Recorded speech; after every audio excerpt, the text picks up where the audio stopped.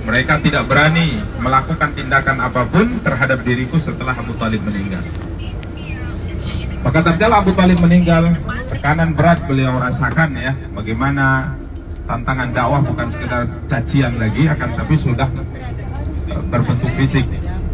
Beliau pernah sholat di Ka'bah, kemudian orang-orang kafir kala itu berkumpul dan melihat Nabi sedang sholat. Kemudian ada salah seorang di antara mereka berkata, tadi waktu saya kemari, katanya, saya melihat keluarga yang ada di sana, keluarga Bani Fulan, itu baru menyembelih unta.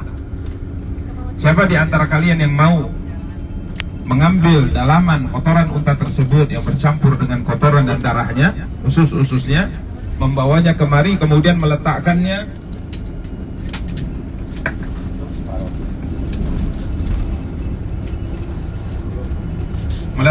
di punggung Rasulullah Sallallahu Alaihi Wasallam tatkala beliau sedang sujud. Maka berdirilah salah seorang di antara yang paling hina di kalangan mereka, pergi kemudian mengambil dalaman tersebut, dan tatkala Nabi sedang sujud diletakkan di atas punggung Rasulullah, dan mereka tertawa terbahak-bahak melihat kondisi itu. Dan beberapa orang sahabat yang lemah kala itu melihat ya, seperti Abdullah bin Mas'ud, beliau mengatakan, saya menyaksikannya, tapi saya tidak berani menghilangkan atau menyingkirkan kotoran tersebut dari punggung Rasulullah karena keselamatan. Sampai akhirnya ada seseorang yang kemudian pergi ke rumah Rasulullah SAW dan memberitahukan kejadian itu kepada putri beliau Fatimah Zahra, sehingga akhirnya Fatimah datang kemudian menghilangkan kotoran dalaman itu dari punggung Rasulullah sembari menangis. Ya, ini yang terjadi, sehingga subhanallah yang beliau rasakan dalam dakwah setelah wafatnya Abu Thalib itu sangat berat. Tidak lama setelah itu wafat pula Khadijah, seorang istri wanita yang menghibahkan semua apa yang dia miliki untuk Rasulullah, dari kekayaan yang beliau punya untuk mendukung dakwah Nabi Sallallahu Alaihi Wasallam. Sehingga tekanan yang beliau rasakan semakin berat. Di luar beliau disakiti secara fisik, tatkala pulang tidak ada lagi istri yang bisa menyabarkan beliau, yang bisa menguatkan hati beliau. Karenanya beliau kala itu berpikir ya para jamaah, bagaimana caranya dakwah ini bisa disampaikan tidak di Mekah. Sepertinya Mekah ini sudah tidak cocok lagi untuk lahan dakwah. Maka beliau pun berinisiatif untuk memilih kota yang beliau di sana ingin berdakwah menyampaikan Islam. Moga kota tersebut penduduknya mau menerima dakwah Islam. Maka beliau pun memilih kota Taif. Sebagaimana kita sebutkan tadi, Taif jaraknya tidak terlalu jauh dari kota Mekah, ya hanya 70 sekian kilometer saja. Kemudian Taif ini juga daerah yang beberapa aset yang dimiliki oleh penduduk Mekah itu ada di sana. Mereka punya mungkin seperti villa lah bahasa kita ya. Kalau di musim panas biasanya mereka senang pergi ke Taif karena cuacanya dingin. Mereka punya perkebunan di sana. Lagi pula para jamaah, ibu susu Nabi Sallallahu Alaihi Wasallam, Nabi SAW disusui oleh dua ibu susu. Yang pertama siapa? Kalau nggak ada yang jawab, nggak dikasih makan di Taif. Yang pertama Suwaibah ya, Suwaibah al-Aslamiyah. Kemudian yang kedua Halimah as-Sa'diyah. Bertepatan para jamaah, Halimah as-Sa'diyah ini dari suku yang ada di Taif. Jadi dari sisi kedekatan mungkin keluarga, beliau punya hubungan dengan ibu sepersusuan beliau Sallallahu Alaihi Wasallam yang ada di kota Taif. Sehingga kota inilah yang dipilih oleh Nabi untuk alternatif dakwah. Maka beliau pun berangkat ke kota Taif para jamaah di bulan Syawal, ya di bulan Syawal tahun 10 dari kenabian. Bulan Syawal itu musim panas ya, bulan Syawal itu musim panas. Beliau berangkat ke sana secara diam-diam agar tidak diketahui oleh orang-orang Mekah. Ya, beliau berangkat ke kota Taif dengan diam-diam berjalan kaki para jamaah. Ya, bayangkan, dan beliau ditemani oleh budak yang telah beliau merdekakan bernama Zaid bin Harithah radhiyallahu taala anhu. Maka beliau berjalan ke sana, ya, perjalanan dengan berjalan kaki ya, karena kalau berkendaraan orang-orang Mekah pasti akan tahu ini Muhammad pasti mau pergi jauh ini, mau kemana, dan takutnya kalau mereka tahu Muhammad keluar untuk mencari, mungkin bahasa kita suaka, dukungan dari kota lain, mereka pasti akan kalau nanti Nabi tidak mendapatkan dukungan dari kota lain, mereka tidak akan mengizinkan Rasulullah balik lagi ke kota Mekah. Maka inisiatif beliau berangkat secara diam-diam, menempuh perjalanan jarak yang cukup jauh di musim panas dengan berjalan kaki. Maka berangkatlah beliau di kota Taif. Setelah sekian hari beliau berjalan, sampailah beliau di kota Taif, dan beliau temui 3 tokoh besar di kota Taif. Yang pertama namanya Abu Yalil bin Amr, kemudian Habib, kemudian Mas'ud. Ini adalah 3 tokoh yang satu ayah ya, mereka bersaudara. Nabi SAW temui mereka karena biasanya kalau adat kabilah, kalau tokoh kabilah masuk Islam, yang lainnya pasti ikut. Ya, jadi kalau pimpinannya menerima dakwah Islam, biasanya rakyatnya pasti ikut. Maka Nabi tawarkan Islam kepada ketiganya. Subhanallah, kiranya ketiganya menolak. Yang satu berkata sambil mengoyak kain kiswah Ka'bah, ya, Allah akan menghancurkan Ka'bah, mengoyak-ngoyak kain kiswahnya kalau seandainya engkau diutus oleh Allah, oleh Tuhan menjadi seorang nabi pilihannya. Yang satu lagi berkata, apakah tidak ada orang atau lelaki selain engkau sehingga engkau pula yang terpilih menjadi nabi? Ya, mungkin bahasa Medannya, tampangmu seperti ini kok jadi nabi. Yang ketiga mengatakan, saya tidak mau komentar karena kalau seandainya saya menolak dan engkau benar nabi, saya adalah orang yang paling sengsara. Dan kalau saya berbicara denganmu kiranya engkau bukan nabi, maka engkau adalah orang yang tidak layak diajak untuk berbicara. Intinya ketiga-tiganya menolak untuk menerima dakwah Islam. Karena ketiga-tiganya menolak, maka Nabi SAW mengatakan, meminta kepada mereka bertiga, kalaupun seandainya kalian tidak menerima tawaran dan dakwahku, rahasiakan kedatanganku ke kota kalian ini. Jangan sampai orang-orang Mekah tahu kalau saya datang kemari minta suaka, minta dukungan. Saya khawatir kalau nanti mereka tahu saya kemari meminta dukungan dari kalian, mereka tidak akan mengizinkan untuk kembali lagi ke kota Mekah. Kiranya ketiganya tidak mau menerima permintaan Rasulullah SAW. Informasi kedatangan beliau ke kota Taif, minta bantuan, meminta pertolongan, ini dibocorkan oleh mereka, diberitahu kepada orang-orang kafir Quraisy di kota Mekah, sehingga orang-orang Mekah sepakat untuk menolak kehadiran Rasulullah kembali lagi ke kota Mekah. Bahkan bukan cukup hanya sampai di situ, ketiganya memerintahkan anak-anak, orang-orang hina, para wanita untuk mengusir Rasulullah SAW dari kota Taif. Maka beliau pun ya diusir oleh anak-anak, diusir oleh para wanita budak sahaya dari kota Taif sambil dilempari dengan batu. Sampai disebutkan mereka bersaf, 2 saf di sisi kanan dan kiri jalan. Kemudian melempari Nabi, mencaci maki Nabi SAW, melempari Nabi dengan batu sehingga kaki beliau berlumuran darah. Sampai karena begitu lelahnya, beliau itu sampai terduduk, ya, tidak bisa berjalan lagi. Akan tapi mereka memaksa Nabi untuk bangkit melanjutkan perjalanan sambil dimaki-maki dan dilempari dengan batu. Ini yang beliau rasakan tatkala beliau berdakwah di kota Taif. Sampai akhirnya, ya, para jamaah yang dimuliakan dan dirahmati Allah, beliau pun keluar dari pusat kota, dan karena lelah beliau istirahat di sebuah kebun anggur yang dimiliki oleh Utbah dan Syaibah, 2 tokoh Mekah yang punya aset kebun di kota Taif. Beliau dan Zaid pun duduk, ya, istirahat sejenak, membersihkan darah di kaki beliau, dan Zaid membersihkan darah yang ada di kepala Zaid karena menghalangi batu-batu yang dilemparkan di tubuh Rasulullah SAW. Maka Utbah dan Syaibah pun kasihan kepada Rasulullah dan memerintahkan budak sahaya yang dimiliki olehnya untuk menyuguhkan beberapa tangkai anggur kepada Rasulullah SAW. Karena musim panas ya, jadi anggurnya berbuah. Ya, ini musim dingin, insya Allah anggurnya tidak berbuah. Cuman kalau mau beli anggur tetap ada. Cuman anggur mungkin bukan anggur Taif, kemungkinan ya.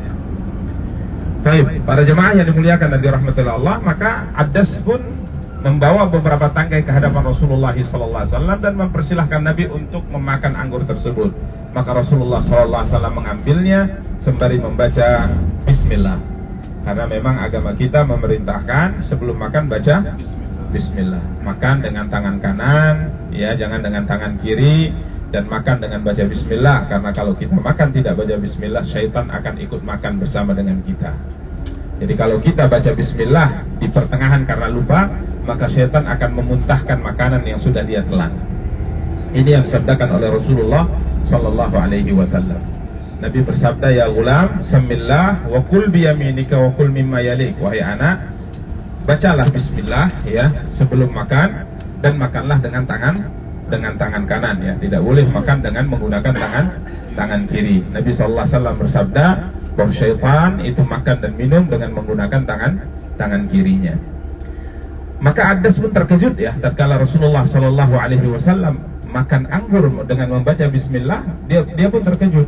Maka Adas mengatakan, sesungguhnya kalimat yang kau baca adalah kalimat yang tidak lazim dibaca oleh penduduk negeri ini ya. Maka Nabi SAW bertanya kepadanya, dari mana engkau sebenarnya? Berarti beliau ini pendatang kan, karena beliau mengatakan bahwa kalimat yang kau baca tidak lazim dibaca oleh orang-orang yang ada di negeri ini. Maka Nabi bertanya kepadanya, engkau dari mana? Maka Adas mengatakan, saya dari Ninawa. Kata Adas, ini sebuah kota di pinggiran Irak ya. Maka Nabi SAW kala itu mengatakan, dari negeri saudaraku Yunus bin Matta, dari negeri Yunus bin Matta. Maka Adas lebih terkejut lagi. Dia bertanya, dari mana engkau kenal Yunus bin Matta? Maka Nabi SAW katakan, dia adalah saudaraku, dia Nabi dan aku adalah Nabi. Maka akhirnya Adas pun memeluk Rasulullah SAW, dan kemudian beliau masuk Islam ya, radhiyallahu ta'ala. Maka para jemaah yang dimuliakan dan dirahmati Allah, setelah selesai ya beliau membersihkan darah yang ada di kaki beliau dan sudah agak semangat untuk melanjutkan perjalanan. Maka keduanya, Nabi dan Zaid bin Harisah, pun meninggalkan kebun tersebut, bergerak meninggalkan kota Taif. Kala itu disebutkan oleh Rasulullah SAW, beliau bingung ya. Coba lihat bagaimana rasa kejiwaan Nabi SAW, psikologi Nabi SAW saat itu. Di Mekah tidak diterima ya, paman beliau telah meninggal, Khadijah telah meninggal, perlakuan orang kafir Quraisy ya sudah melampaui batas. Berangkat ke Taif meminta pertolongan untuk agar dakwah beliau diterima. Qadarullah, perlakuannya lebih kejam lagi, lebih keras lagi, sehingga ini yang membuat Rasulullah SAW bingung. Beliau pun meninggalkan kota Taif dalam keadaan orang yang seperti orang linglung ya. Beliau tidak tahu hendak kemana, tidak menyadari ya langkah yang beliau langkahkan tersebut ya seperti orang bingung, linglung. Barulah beliau tersadar setelah beliau mendengar seruan Jibril alaihissalam, di mana Jibril mengatakan, ya Muhammad. Barulah beliau tersadar ya. Beliau pun melihat ke atas, kiranya Jibril. Maka Jibril pun mengucapkan salam kepada Rasulullah SAW. Kemudian Jibril mengatakan, ya Muhammad, sesungguhnya Tuhanmu telah mendengar apa yang diucapkan oleh kaummu terhadap dirimu, dan hari ini saya diperintahkan oleh Allah menemuimu bersama dengan malaikat penjaga gunung, dan malaikat penjaga gunung akan melakukan apapun yang kau minta hari ini. Maka kemudian malaikat penjaga gunung menyapa Rasulullah, kemudian dia mengatakan, untukmu apa yang kau inginkan seperti yang diucapkan oleh Jibril. Kalau kau mau, saya akan angkat dua buah gunung yang ada di kota Mekah, dan saya akan balikkan dan akan timpakan kepada mereka, karena mereka sudah melakukan hal yang tidak baik. Maka Nabi SAW mengatakan, tidak, saya tidak mau itu, akan tapi yang saya inginkan adalah diberi tangguh. Kalau seandainya mereka tidak beriman kepadaku, saya berharap lahir dari punggung mereka anak keturunan mereka yang kemudian memeluk agama Islam. Subhanallah ya, kesabaran siapa? Rasulullah SAW. Ya, saya kalau menyampaikan ini dan membaca tentang sejarah ini, saya membayangkan kalau sayalah nabinya. Kalau misalnya Nuruddin bin Abdul Hamid diutus kepada penduduk Makkah untuk berdakwah, 10 tahun berdakwah, diperlakukan seperti itu, ke Taif diperlakukan seperti itu, kemudian ditawari malaikat, gimana Ustaz, kita binasakan mereka? Saya pasti akan mengatakan, ratakan dengan tanah ya, gas terus ya. Tapi Nabi SAW luar biasa kesabaran beliau, dan benar ya, harapan beliau itu terbukti ya, bahwa tokoh-tokoh Mekah yang menentang dakwah Nabi, yang ingin membunuh Nabi, sekalipun mereka tidak masuk Islam, tapi lahir dari keturunan mereka ini orang-orang yang masuk Islam. Abu Jahal itu punya anak namanya Ikrimah bin Abi Jahal, akhirnya masuk Islam, syahid di perang yang dipimpin oleh Khalid bin Walid, perang Yamamah. Kemudian Amr bin As itu anak Al-As bin Wa'il As-Sahmi. Kemudian Khalid anak dari Al-Walid bin Rabi'ah. Artinya tokoh-tokoh kafir Quraisy yang menentang dakwah Nabi, akhirnya anak-anak mereka di kemudian hari masuk Islam. Bahkan 3 tokoh yang menolak dakwah Nabi di kota Taif itu akhirnya datang ke Madinah mengikrarkan keislamannya. Ya, ini berkat kesabaran siapa? Rasulullah sallallahu alaihi wasallam. Karena kita hendaknya mencontoh ya kesabaran Nabi sallallahu alaihi wasallam, karena ibarat kata pepatah dalam ungkapan mereka bahwa kadang-kadang setiap apa yang kita inginkan belum tentu kita dapatkan. Tajrir riyah bima la tastahihi sufunu. Kadang-kadang ya bahtera itu atau angin itu akan berhembus tidak sesuai dengan yang diinginkan oleh bahtera. Jadi kadang-kadang kapal ingin bergerak, berlayar menuju barat, tapi anginnya berhembus ke arah timur. Jadi memang kesabaran itu sangat dibutuhkan, karena yang mengatur segalanya dalam kehidupan bukan kita. Kalau kita yang mengatur, pasti kita akan set, ya kita akan atur takdir kita sesuai dengan yang kita inginkan. Tapi yang mengatur adalah Allah Subhanahu Wa Taala. Karena kalau seandainya kita diuji dengan sesuatu yang baik sesuai dengan keinginan, maka kita mengucapkan alhamdulillah. Dan kalau seandainya Allah takdirkan sesuatu yang tidak sesuai dengan yang kita inginkan, maka kita juga sebut alhamdulillah ala kulli hal. Pasti semuanya ada kebaikan yang ingin Allah berikan kepada kita. Ini harus kita jadikan sebagai contoh ya, sejauh kesempurnaan dari kesabaran yang dimiliki oleh Nabi kita yang mulia Muhammad sallallahu alaihi wasallam. Kemudian para jamaah yang dimuliakan dan dirahmati Allah, karena tawaran tidak diterima oleh Nabi sallallahu alaihi wasallam, maka Jibril dan malaikat penjaga gunung pun meninggalkan Rasulullah sallallahu alaihi wasallam, dan Nabi SAW melanjutkan perjalanan sambil berdoa, Allahumma ilaika ashku dha'fa quwwati wa qillata hilati wa hawani 'ala an-nas anta rabbul mustad'afin ila man takiluni ila ba'idin yatajahamuni am ila qaribin mallaktahu amri illam takun bika alayya ghadabun fala ubali ghaira anna 'afiyataka hiya awsa'uli. Jadi beliau mengucapkan kata-kata menunjukkan kesedihan, menunjukkan beratnya yang beliau alami. Para jamaah yang dimuliakan dan dirahmati Allah, beliau mengatakan bahwa aku tidak dianggap di mata manusia, diperlakukan seperti ini ya Allah. Sebenarnya engkau akan letakkan aku kemana? Apakah kepada orang jauh yang akan menguasai urusanku, ataukah orang dekat yang akan berlaku yang tidak baik terhadap diriku? Namun ya Tuhanku, kalau seandainya engkau tidak murka kepadaku, maka aku tidak akan peduli. Apapun yang terjadi, selama engkau ridha kepadaku, aku tidak akan peduli. Namun aku berharap keselamatan darimu.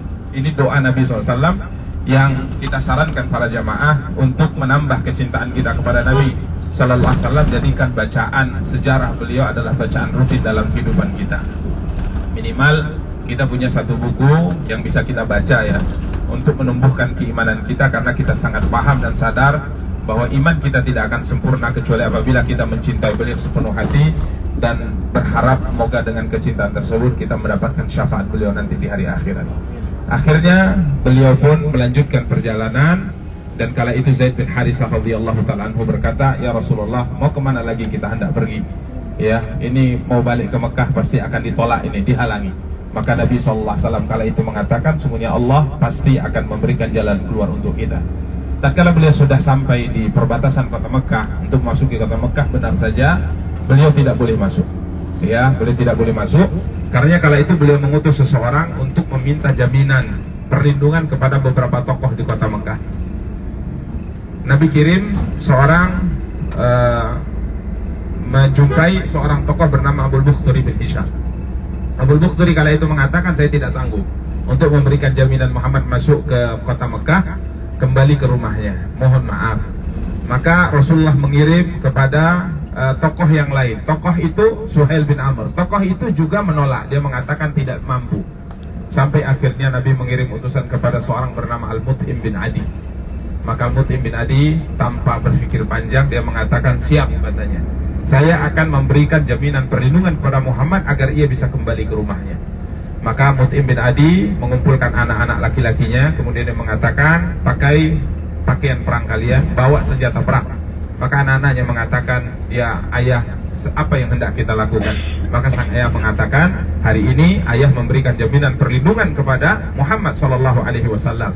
Kita akan jemput beliau sampai nanti kita kawal sampai beliau kembali ke rumahnya.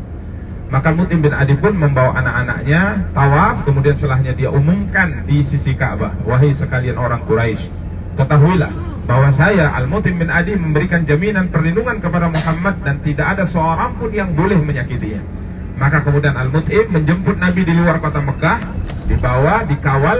Nabi masuk ke Masjidil Haram, Nabi tawaf, ya, selesai tawaf beliau sholat, selesai sholat beliau pulang ke rumah, terus dikawal sampai Nabi masuk ke rumahnya dan tutup pintu. Para jamaah yang dimuliakan Nabi rahmatullah Allah, jasa besar Al-Mut'im bin Adi ini dikenang oleh Nabi SAW. Walaupun dia tidak masuk Islam, ya, tidak masuk Islam, tapi Nabi berkata di perang Badar yang terjadi pada tahun 2 Hijriah, tepatnya tanggal 17 Ramadan, ya, tahun 2 Hijriah. Kala itu orang kafir tertawan sebanyak 70 orang dan diputuskan tidak ada yang boleh dilepaskan kecuali dengan tebusan, kecuali dengan pembayaran. Kala itu Nabi bersabda, kalau Mut'im bin Adi masih hidup dan dia minta kepadaku untuk melepaskan 70 tawanan ini tanpa tebusan, saya akan lepaskan mereka tanpa tebusan.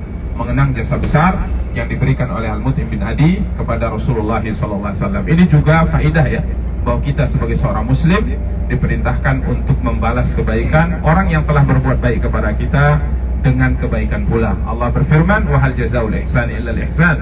Bukankah perbuatan baik hendaknya dibalas dengan kebaikan? Maka tatkala kita punya orang tua, punya ayah dan ibu yang telah mendidik kita, ya, telah membesarkan kita, ini kebaikan sangat luar biasa, maka kita harus balas kebaikan kedua orang tua kita dengan sebaik-baiknya dan kita tidak boleh durhaka. Kita tidak boleh menolak keinginan keduanya selama kita mampu, ya, karena memang adab Islam memerintahkan untuk membalas kebaikan dengan kebaikan. Inilah sejarah singkat yang berkaitan dengan Taif, yang hari ini kita akan berangkat ke Taif dan kita lihat, ya, bagaimana jarak cukup jauh, ya, perjalanan panjang. Bahkan Nabi saat itu berjalan kaki, ya, berjalan kaki di musim panas, ya, demi untuk menyebarkan dakwah Islam. Maka harapannya kisah ini kita ketengahkan kepada para jamaah untuk menambah wawasan ilmu kita dan menambah kecintaan kita kepada baginda Nabi kita yang mulia Muhammad sallallahu alaihi wa alihi wasallam. Demikian para jamaah yang dimuliakan Nabi rahmatullah Allah, yang dapat kita sampaikan. Setelahnya kalau mau istirahat sudah boleh istirahat, ya. Kalau mau tidur silahkan tidur, ya. Dan nanti insya Allah kita akan berhenti sebentar untuk membeli snack dan akan diberikan kepada para jamaah insya Allah ta'ala. Demikian, sampai jumpa di tempat pemberhentian. Selamat tidur dan semoga mimpi yang indah. Assalamualaikum warahmatullahi wabarakatuh. Waalaikumsalam warahmatullahi wabarakatuh.